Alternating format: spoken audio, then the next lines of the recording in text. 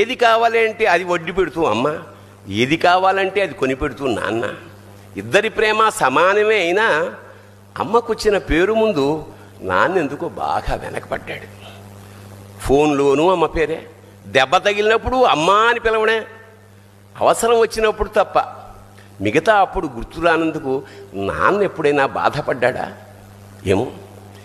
ఇద్దరూ సమానమే అయినా పిల్లల ప్రేమను పొందడంలో తరతరాలుగా నాన్న ఎందుకో వెనకబడ్డాడు. అమ్మకి మాకు బీరువా నిండా రంగురంగుల చీరలు బట్టలు, నాన్న బట్టలకు దండెం కూడా నిండదు. తనని తాను పట్టించుకోవడం రాని నాన్న